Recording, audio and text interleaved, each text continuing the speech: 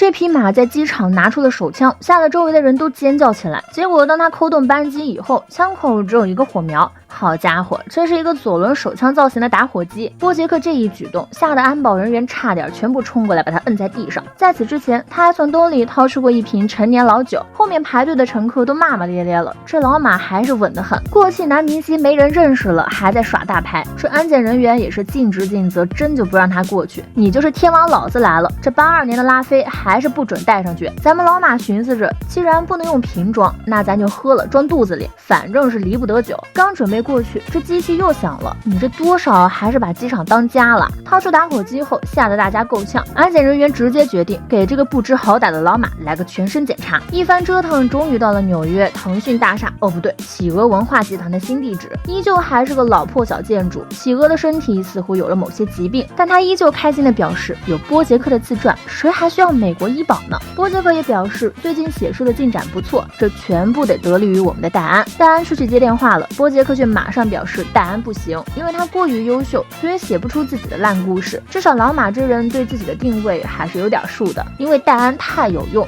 所以达妹。这给企鹅整无语了。10月份就要出的书，你现在告诉我枪手不行，难道要找个废物去给你写书吗？我看老马就是想让腾讯倒闭。看着进来的戴安，波杰克还在开着自己老掉牙的玩笑。得知戴安父亲去世的众人草率地哀悼了一下，就继续说起了书的事。戴安也内卷了起来，回去吊唁去世的老父亲，还要薅上波杰克继续写作。戴安似乎觉得回家实在浪费时间，连自由写作职业都内卷起来了，瞬间让我自愧不如啊！只有老马没再说话，小眼神在两人身上来回瞟，这真的没问题吗？你们都是冷血动物吗？这边别墅里的陶德还在开心地唱着炒蛋歌，美滋滋地炒了个鸡蛋，下一秒就仿佛语音放送。是谁在说话？原来是波杰克临走时留下的纸条，在陶德脑海里具象化的声音。好家伙，用了个马蹄铁吸在冰箱上。波杰克让在家的陶德什么都别做，陶德捏着鸡蛋原地抽搐着打了个喷嚏，叛逆的决定反正都干了，那干脆就大干特干。什么在客厅骑自行车呀，穿着自己的祖传人字拖在床上蹦来蹦去，用香槟泡澡，低成本 cosplay 波杰克，那都不算什么。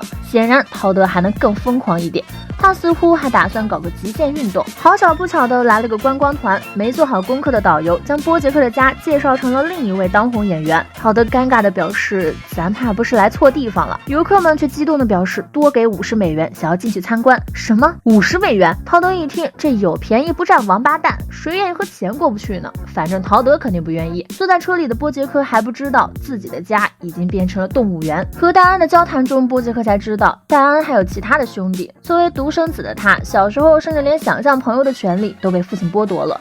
他还挺羡慕戴安，但实际上戴安的家庭也过得并不愉快。他的父亲十分讨厌他，连上次说的坐在屋顶看星星不过是作家的一些善意谎言，只有坐着是真实的，但做的是垃圾堆边的小山包。梦想着自己是切尔西克林顿。谈话间，两人就到了戴安的家，门口漏气的皮球和被折断的邮箱似乎都写满了这家人的暴躁。戴安表示自己只用10分钟打个招呼，将万花筒递给波杰克让他自己玩，前一秒还说自己不是5岁小孩的老马，瞬间化身小朋友，连眼神都睿智了起来。没有一个人和一个生物能逃过真香定理。戴安的兄弟们都长得一言难尽，刚进门就被一群人使唤来使唤去。戴安表示自己才刚到家，却被哥哥给阴阳怪气了。戴安公主都不愿意帮哥哥拿酒了。这边嘲讽还没结束，这个涂着蓝眼影的女人就又出来阴阳怪气起了自己的女儿。这一家子是阴阳联盟的吧？说话都没个正气。面对常年不回家的女儿，更是极致嘲讽。女王大驾光临，小人何其荣幸。经过一阵激烈的唇枪舌战，只有一位哥哥好心的站出来结束了这场无休止的闹剧，拉住了即将开门离开的戴安。结果下一秒就又开始了阴阳怪气。我怀疑这一家人都流淌着阴阳怪气的血液。哥哥把沙发转过来的时候，戴安都惊了，他们居然就这样把死掉的尸体放在沙发上，只是丢了几包冰块来保持温度。而对于死掉父亲脸上的涂鸦，一群人也依旧开着没品的玩笑。而另一边的陶德还真是多少有点商业头脑，将家里所有波杰克的照片都贴上了大卫的照片。好一个街头大王，良知在这时出现在了他的脑海里，赚钱要紧。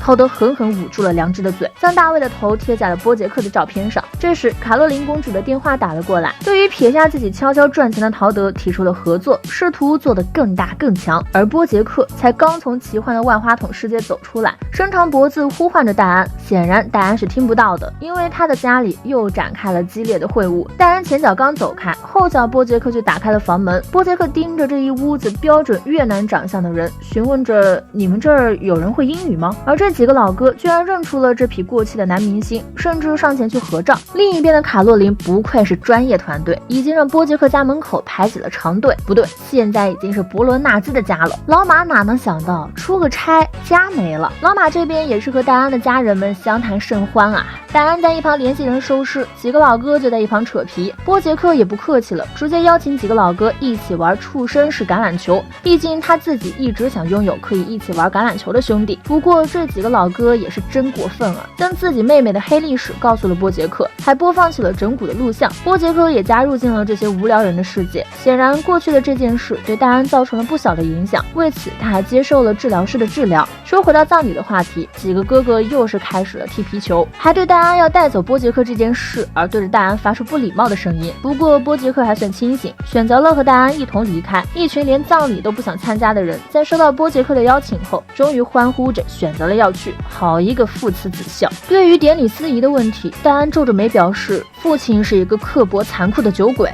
话说这个司仪是什么动物？一条长着胡子的猪儿虫吗？对于司仪推荐的混蛋老爸套餐，戴安都觉得自己的父亲不配。接着司仪又推荐了连混蛋老爸都不如的套餐，还真是服务周到。波杰克似乎看出了戴安压抑的情绪，让他试着想方法释放一下压力，像他的兄弟们一样，大概能看出戴安是个左翼的原因了。毕竟一群人的重担都来到了一个人的肩膀上时，那个人就注定无法像塞尔达那样乐观。第3集的狗仔们到现在还没联系上波杰克，别人都是盯着一只羊使劲薅，这俩是连马都联系不到。蓝毛提议去他家守株待兔，一到现场直接给他俩吓够呛，怀疑自己是不是来错了地方。你可以永远相信卡洛琳的能力。书房里，陶德和卡洛琳就赚钱一事产生了分歧，不过做的似乎是个违法的生意。正在纠结的陶德脑海里又想起了波杰克的声音，哦，是脸上贴着大卫伯罗纳兹的波杰克。他告诉陶德保持现状就行。陶德也放下了心中的石头。这边葬礼现场不仅哥哥们没来，甚至连父亲的尸体也不在。戴安愤怒地踹了一脚面前的棺材，而司仪依旧展示着高端的专业素养，告诉戴安和波杰克可以借一具尸体，这不如把钱给我，我来演。戴安在酒吧里找到了自己的混蛋哥哥们，他们表示已经将父亲切成了肉末，因为父亲不需要所谓戴安那个准备了1天的葬礼。他们嘲讽着戴安不懂父亲真正需要的是什么。波杰克看不下去了，反手就帮了个倒忙，还真是马嘴里吐不出象牙。这下戴安彻底疯狂了，将所有的酒瓶砸碎，摔断了台球杆后，拿着卡车的钥匙就出了门，一边开车一边说着那句经典的老话。波杰克他们该怎么做来化解这场危机呢？好吧，3分钟后，他们依旧在酒吧里看着球赛，无动于衷。所有的家人都不知道戴安去了哪里，波杰克却作为一个外人准备去找戴安，却因为这些老哥的邀请而犹豫了。先来看看陶德这边吧，可谓是一团糟。警察的到来打断了陶德和卡洛琳的发财梦。陶德跪在沙发前，将绿票子藏在沙发底下。卡洛琳直接抛下陶德离开了。陶德尴尬地看着进来的警察。不过我比较想问的是，花生酱，你真的是拉布拉多吗？垃圾堆山上的戴安和花生酱打着电话，直到波杰克找到了他，将绝对不是马男波杰克写的列奥的信交给了戴安。波杰克告诉戴安，既然家人不会引你为傲，但只要保持自己的生活就好了。洛杉矶是个好地方，没人会在意你从何而来，至少你的父亲无法再伤害别人了。戴安终于好受了许多。波杰克跳上车前引擎盖，却让装着戴安父亲碎块的铁桶顺着垃圾场滚了下去，铁桶最后砸到了被基特扶着的无辜山羊身上。看样子戴安的父亲就算变成碎肉，依旧伤害了别人。终于回到洛杉矶的波杰克给自己的老友赫比打了个电话，想约他出来见一面，毕竟人生苦短，何必留仇。后来电话的波杰克又接到了骚扰电话，他生气地挂断了电话，而电话的那头是等着波杰克来救他的可怜的陶德，看样子这次陶德只有自己想办法了。还记得上一集结尾处韦恩说的吗？戴安有着左翼的灵魂，即使是伪装成了塞尔达，那种压抑的情绪也会在某一刻爆发。戴安和波杰克有着一样不幸的童年，家庭的教育对于一个人的一生来说是有着深远影响的。但如果得不到家人的认可，那就去他妈的认可，人总要为自己而活，而不是在被伤害的道路上背负着迫不得已的压力。自由从不需要什么钥匙，自由就是人类本身。虽然马南波杰克这个角色总是以最厌世的态度处事，但他也明白很多的道理。他有时看不透的自己，其实往往就是身边人的写照。即便是当局者迷，旁观者清的情况下，他还是能从细小的希望里找到指点自己的迷津。所以人生苦短，要学会及时行乐。